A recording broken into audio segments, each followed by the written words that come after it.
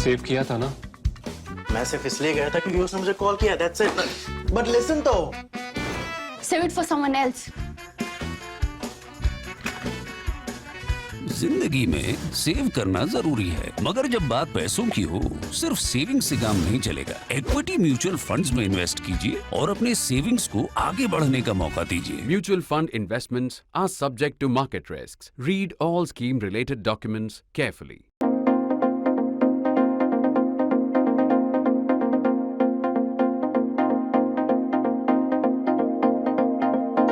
A week into the geopolitical crisis sparked by Hamas's incredibly brutal attacks, we can break it down in three dimensions. The discussion today.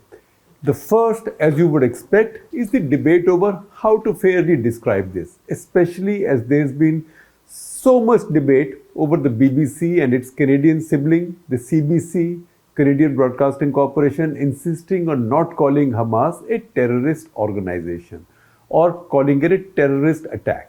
We have seen two kinds of responses across most of the world. One condemns these attacks as pure terrorism and endorses Israel's right to defend itself. That's been the view of all of Israel's friends in the West and the Western alliance. It was also said by India, as stated in Prime Minister Narendra Modi's tweet. The other response was formulated with a but somewhere in that response. These attacks are awful, but Israel has been treating the Palestinians so cruelly for so long. These attacks are really terrible. They are terror attacks. Some might have even called it a terror attack, but at the same time use that but saying that underlying this is the non-settlement of the Palestinian issue. So that takes us into the root causes territory. What does it mean? There's been much debate on this in our country as well. There is an entire generation or maybe two of living Indians who view the Israel-Palestine situation with Cold War era ideology and morality and believe in this but school of non-condemnation or but school of qualified condemnation of terror attacks. Besides amounting to victim blaming, this fails the test of morality too. Think about this. India is reeling under the 26/11 attacks in 2008. Remember those? And a bunch of countries, especially those we see as our friends, speak qualified words of sympathy like, and I'm only imagining this, like, this is so terrible, India. But you know what? If only you had not left the Kashmir issue unresolved, if only you had treated your Muslims better, and what about that mosque in Ayodhya which got demolished? How hurt India and its then government would have been, and that government was a UPA government. The US led the move away from this fixation with the shock of 9/11. After 9/11, there was no justification for any terrorism. For 15 years since 2008, nobody has dared to lecture India on any root causes of terrorism. We saw this in the procession of panicky Western leaders who came rushing to India in 2002 during Operation Parakram to head off what they saw as imminent war. And none mentioned Kashmir. None of these leaders mentioned Kashmir or any other outstanding issues. What I remember most clearly is what Tony Blair, then UK Prime Minister, said. On cross-border terrorism, he said, "We stand foursquare behind India." Now that, or something like that, must also be the first and the fairest response to the Hamas atrocity on Israel. There is only one victim in this case, and it is Israel. There is only one perpetrator, it's Hamas. Hamas is a terrorist organization. For those who might still have moral doubts, it's been called an act of terror by the Secretary General of the holiest of the holy, the United Nations. The Palestinian question remains, however, and will need to be resolved, as will Kashmir.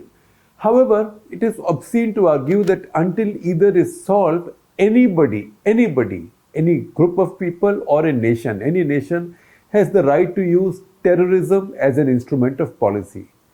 We need to also understand that there isn't one Palestinian view. The essential difference is that the Palestine Liberation Organization, PLO, and its affiliates, that is Fatah, Palestinian Authority, they recognized Israel in 1988. In fact, Arafat himself said so.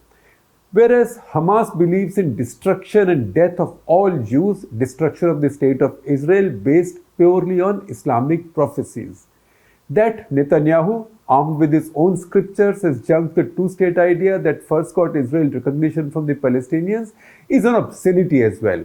It has weakened Israel morally and politically. It has also made life much tougher for Israel's friends. Soon enough, all of them will come back to remind Netanyahu of his own nation's sovereign commitments on Palestinian statehood. India, through that Ministry of External Affairs or MEA press conference, has been the first of these friends to say so, to remind Israel of the two-nation settlement, of the two-nation solution. The US might just be the last, but it will get there inevitably. The second dimension takes us to Netanyahu's statement that every Hamas man is a dead man. You can discount some of that as typical Bibi rhetorical flourish. But a lot of Hamas men, though not all, will be dead by the end of it. A lot of them will be dead. More importantly, Hamas will die, if only as a cohesive organization. The history of this generation shows that the worst ideas and ideologies never die. They metastasize and spread. Think Al-Qaeda and Islamic State, ISIS. The most evil of our times. Both have ceased to exist as geographical or geopolitical entities with a structured leadership. The ideas, however, remain. Just about anybody sufficiently angry and vile can learn the tricks on the internet, record a video message in an Islamic State t-shirt and blow themselves up in a crowded place. Think of the 2019 Easter bombings in Sri Lanka. The Israeli response is angry, as you would expect. Recent history, however, tells us that big powers or bigger powers acting in anger can create much shock and awe, death and misery, and hit the emotional buttons of revenge among their own populations, but they never win in the end. Or the US would not have suffered a total defeat in Afghanistan and a partial one in Iraq. In its death, Al-Qaeda metastasized into Islamic State, IS or ISIS or ISIL to begin with. In this unfolding war of dead baby pictures, mine versus yours, each one has pictures of dead babies from their side killed by the other side. So in this war of dead baby pictures, mine versus yours, the question of who's the victim will be inevitably obfuscated. The third dimension is rooted in the big Israeli failure of Israeli military and intelligence. In this generation, in the past 50 years, it is the second biggest failure of Israel's super formidable military intelligence system and probably the worst of the two. Why do we say so? In the Yom Kippur War of 1973, Israel was able to recover quickly and even out the scores. Subsequent inquiries by the Israeli establishment, showed that there was plenty of intelligence that a large-scale attack was being planned, but the Israeli commanders were complacent. They did not take these seriously, but they were warnings, which wasn't the case this time. There is no such mitigating factors yet with last weekend's tragedy. There is no evidence that intelligence was available that Hamas was planning something right now. Further, this humiliation came in the Israeli mainland. All other fighting in Israel's independent history as yet has taken place either in neighbors' territories, that is Egypt, Syria, Jordan, Lebanon, or in the Palestinian West Bank and Gaza. Last Saturday's death toll was the highest ever in the Israeli mainland in a day. If the Egyptian breaching of the Bar-Lev line across the Suez Canal in 1973 broke the myth of the impregnability of the Israeli military defenses, the latest Hamas attacks have exposed the vulnerability of its most secure heartland. Everybody says we should be secure like Israel, right? Do homeland security like Israel. This has broken that myth as well. A lightly armed terrorist rabble sliced through the most high-tech fence with its sensors, cameras, alarms and surveillance personnel. And the sharpest, most battle-ready army in the world at any time took about 24 hours to arrive on the scene. As in 1973, the Israelis will prevail finally. Militarily, they will prevail finally. The two eyes for one eye, the whole jaw for a tooth sentiment will also be met. At the same time, the cruelest, if sobering lesson will also endure as it did after 1973. The lesson that resulted in the Camp David Accords bringing about peace between Israel and Egypt in 1978 and subsequently the peace agreement with Jordan in 1994.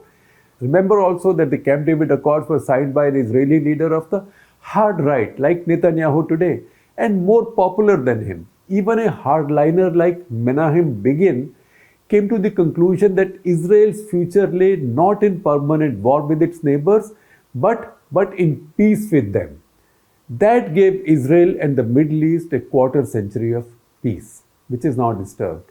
Similarly, once the fury of the Hamas weekend ebbs or wanes after much bloodletting in Gaza, of course, some future Israeli leadership will likely come to the same conclusion as Begin did, and this conclusion will be about Palestinian autonomy and the two-state solution to which all its friends from the US to India are committed. It will now be the Saudis' non-negotiable demand for a thaw with Israel. All the economic, strategic and existential benefits that hang on this should persuade Israel's leaders to accept the reality of a moderate, political elected Palestinian state as a hedge against the rise of another Hamas. Whether Netanyahu will be that leader, we don't know. Electoral fortunes in Israel are frightfully fickle, but even a Netanyahu will be forced to dump his one-state solution fantasy.